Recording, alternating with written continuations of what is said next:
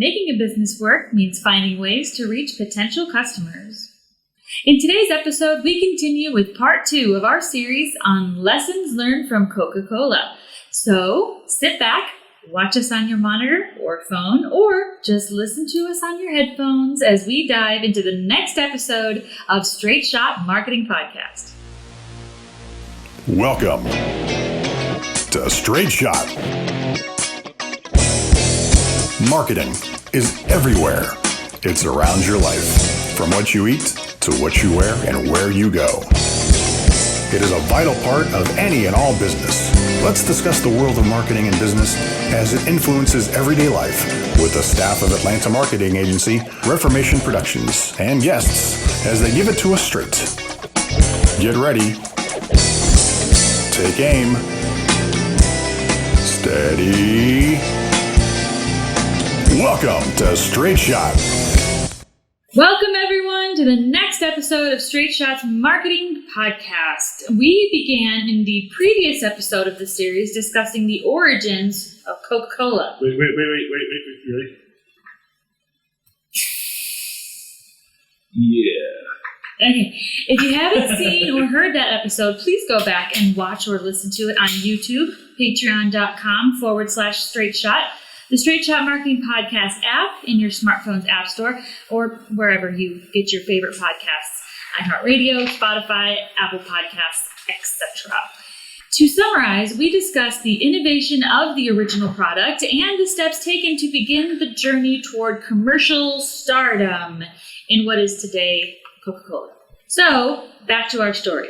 Do you remember Doc Pemberton? I remember Doc Pemberton. Well, he died in 1888 in August, so he would never live to see the commercial success he had been seeking. Sad panda. But at this time, a man named Asa Griggs Candle, who liked the product, began buying shares of the company. And by 1891, he was the company's sole owner with $2,300 invested in money. Value was a little different back then. Yes, $2,300 today. Not so much. Won't buy you a car, let alone a company. Not in the Coca-Cola shares.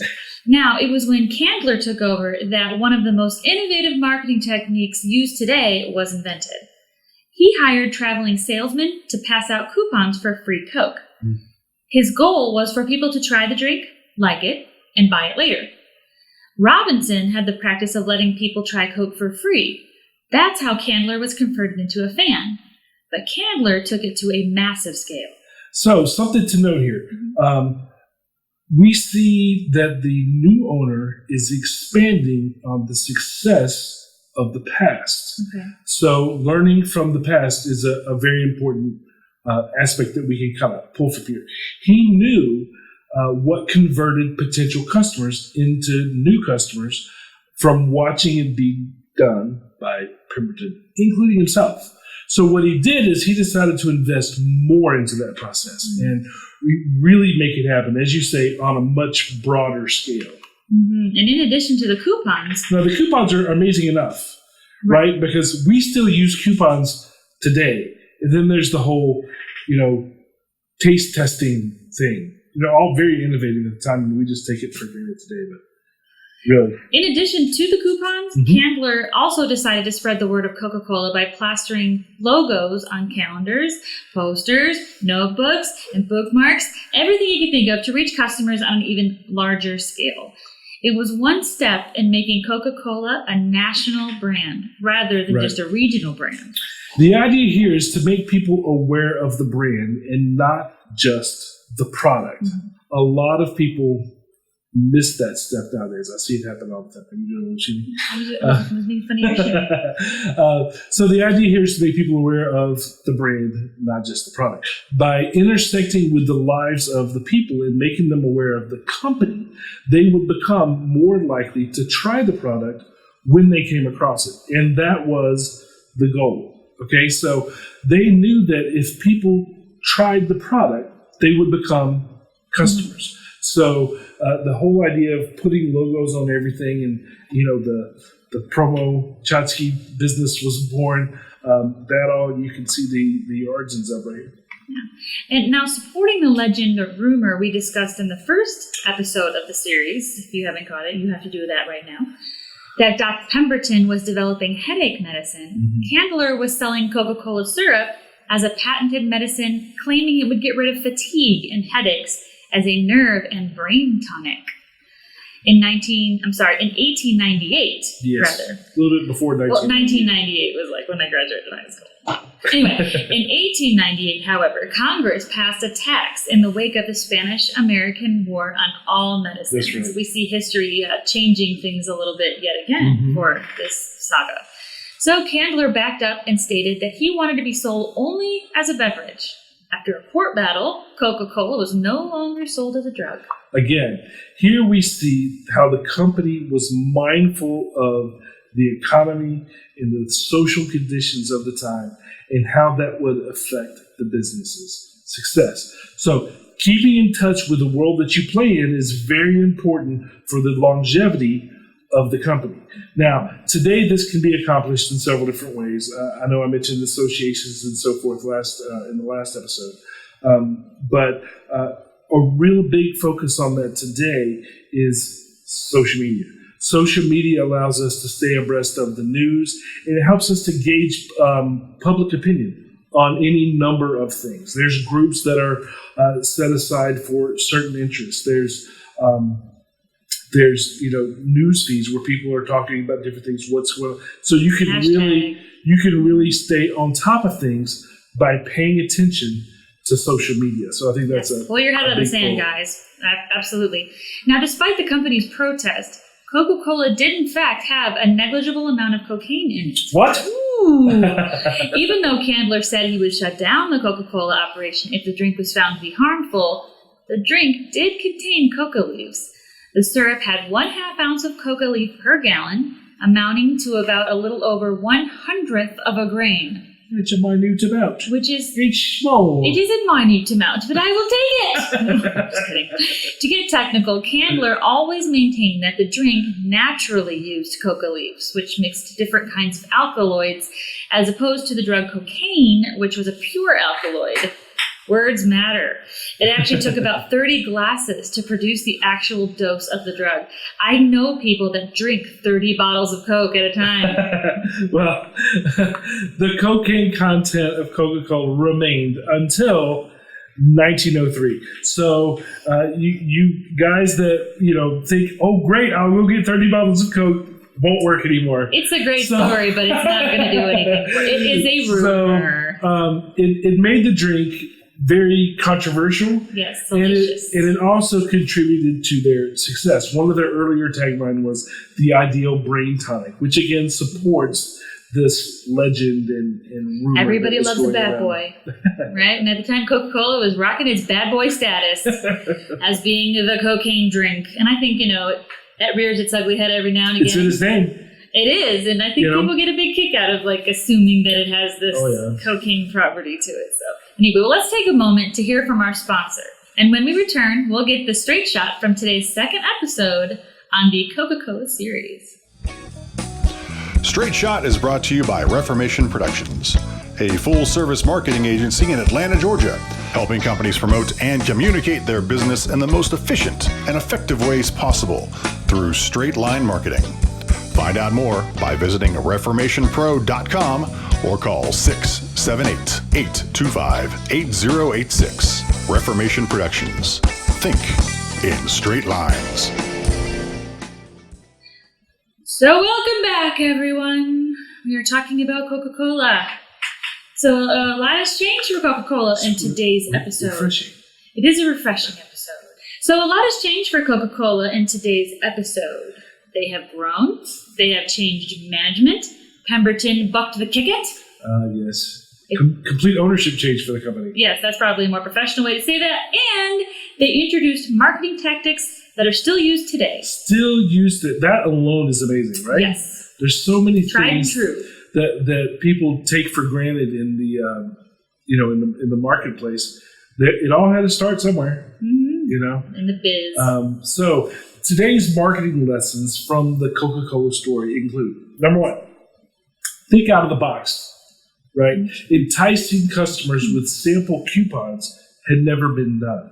It was so successful that it is now a staple in food business communication. Absolutely. So Has less coupons. you see it all. You see people fighting in the grocery store over coupons from the newspaper or wherever people. You get say coupons fighting, now. I mean holding up the line for hours at a time.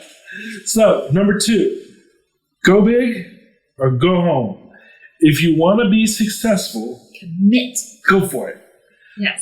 Coke's marketing efforts took the company to a national level. So, get your message out there, increase awareness, and let people know about your business in as many ways are as feasible. Because they put their logo on everything. I think sometimes business owners, have a reputation of we always don't want to. No business owner wants to fail, right? Sure. But I think there's actually an equal amount of nerve-wrackingness to succeeding too. Sure. I think business owners can be scared of success, and I think that prevents a lot of them from trying to take that next step forward. I've seen that firsthand. We took actually a local business here in Gwinnett County, and they contracted us, and we started working together, and they grew.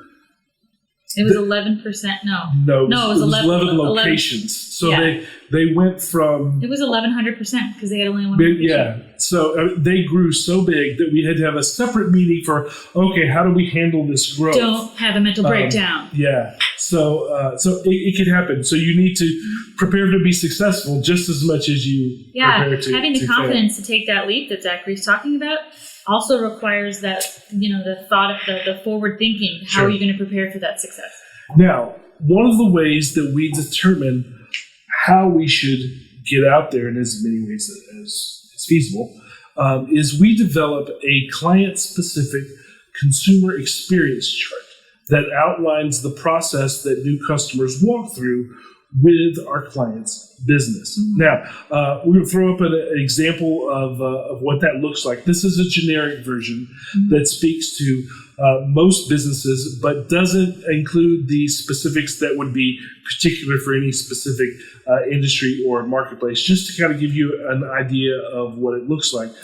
There's 6 stages to the generic one that fits most businesses. And it starts with generating awareness. And then it goes all the way through, awareness, education, all the way through till they become your customer and they experience what is it like on the other side of that line between potential customer and existing customer, and then how they then turn around and introduce more people. They tell 2 friends, and so it goes on, round and round. So what we do is we analyze each stage that's in this experience because we want to target as many touch points as our marketing budget will allow, and then add new ones as the company grows. So we have these 6 columns, and we want to do as many things that are within these columns as our budget will allow. That's the as is feasible part, because the more we get the message and the positioning of the company out there, the faster people will know about it, and the more the company will grow. And guys, if you are listening to the podcast today and are unable to be watching it for whatever reason, we are probably going to put that chart up on our social media. That's going to be facebook.com/chart. So keep an eyeball out for that. I'll probably put it on Instagram. I can also put it, guys, I'll put it in as a bonus feature on the app as well, so that you can go, those of you that follow us on our app, you can go and download it. Look at it there. You'll have it on your phone. Now, number 3. Number 3. From today's Am I doing that? I never do this. I just go like this. Number 3. I'm doing what you do. There's a movie where this versus this got people shot or something. I don't know. 3. Quentin Tarantino, you know the movie? I'm going to say no. If you know the movie, leave it in the comments. I'm not going to spoil it. All right. So, number 3. Number 3. Course correction happens. If something about your marketing isn't working, don't be scared to adjust it. In Coke's case, they had to course correct the actual product itself. Twice. I was going to say, you'll learn more about that later. They had to do it twice, just through what we've talked about. right? They had to take alcohol out of it because of temperance. And now they've had to take the medicine. cocaine, the medicine part out of it. The medicine. The fun. They took the happy out of it. So it happens. What matters is how you handle it. So celebrate the good and correct the bad. Forward moving. Learn from your experience. Test, grow, test, grow, test, grow. It's another successful plan for adapt and overcome. Adapt and overcome. For business. So 3 more lessons today from the history of Coca-Cola. If you are enjoying this series, please hit the like button on YouTube or social media if you're watching us there to let us know. On YouTube, you can click the bell to receive notifications of when new episodes are released. If you're listening to us on the podcast app, please leave us a positive review to let us know how you feel about the show. You can also connect with us on Instagram and Facebook. And on patreon.com/straightshot. It takes a lot of work to put out this content for you guys, so please show your support on Patreon. In return, we give out swag, early release of episodes, and bonus exclusive content to our patrons. Yes. We just released a video there of our visit to the Harley-Davidson Museum in beautiful, sunny Milwaukee, Wisconsin, as bonus content. What? I'm wearing a shirt. Yeah, I'm wearing the shirt. If you guys want to feel fancy, go ahead on our app or on Patreon and check it out. I am wearing the shirt to remind us to mention it, and you beat me to it. Or did I pre-remind I think it was subliminal message. We did a series just like this one on Harley-Davidson. It was a 3-part series. There's that 3 again. We did a 3-part series that you can find back in our archives that you can learn from another great brand, Harley-Davidson versus Coca-Cola. The museum video that she's referring to just continues the lessons from the Harley-Davidson series that we did as a companion piece or bonus feature for you guys. Yeah, you can save a little bit on admission fees and take a sneak peek. That's right. You can see what's if you can't make it to Milwaukee. For those of you that haven't made it up to the beautiful cheddar state of Wisconsin, no, I'm just kidding, guys. It's actually a super awesome place to go if you should ever have the opportunity to go. So anyway, tune in for the next episode of Straight Shot Marketing Podcast, where we continue in the lessons from the Coca-Cola series. There is so much to learn from Coca-Cola. I wish I could say that they are sponsors of the series, but alas, they are not. No. Feel free to reach out to us, Coca-Cola. We'd love to have some of our audience, or we'd love to give some of our audience free Coca-Cola swag. Yes. I am not above that. Like the shirt that you had on last episode. I did. I had a Coca-Cola shirt on that I had to purchase, but I would have loved to have had that as swag to give out. Maybe, Coca-Cola, you'd like to be a little guest on our show. You know what? You can sit right next to me. You can sit next to me. No problem. We'd love to have you. Give us a call at 678-825-8086, extension 300. If you are not Coca-Cola, you are still welcomed to become a guest on our show. Let us know by emailing us at info@straightshot.net or give us a call. Again, it's 678-825-8086, extension 300. I don't know, it said 3, man. And there's 3 episodes in the series, isn't there? There is 3 that we know about. Know of so far. It may Maybe grow. There's 30. 13? Obviously, we're going to hit New Coke. So can we hit it with a truck? and we're not there yet. So there's probably going to be more than 3. So basically, he just told me to wait for it. Wait for it. Plus, I'm trying to make these a little shorter than the ones that we had before. You'll notice. Let us know what you think about that. Do you like the shorter episodes, or do you like ones that are a little longer and have a little more meat to them? Let us know in the comments. Email us, whatever. Yeah, if you think we're missing anything, or if there's any straight shots that you would like to provide, let us know. Maybe we'll be able to put it together in the next Straight Shot podcast. Anyway, guys, that's all we have for today. We look forward to having you see us next time, and we would love to see you too. So, I don't know. Give us a call. See you later. Thanks, guys. Bye. Thank you for listening. If you found this podcast informative, we hope you'll pass along our web address, straightshot.net, to your friends, colleagues, and business associates, and please leave us a positive review on iTunes or on our Facebook page at facebook.com/straightshot. If you would like to have your question featured on the show or would like to be a guest, call 678-825-8086, extension 300. Or you can email us at info@straightshot.net. Be sure to download the Straight Shot Podcast app on your smartphone to hear previous and new shows. You can also find us on Spotify, iTunes, or directly at straightshot.net. This has been Straight Shot.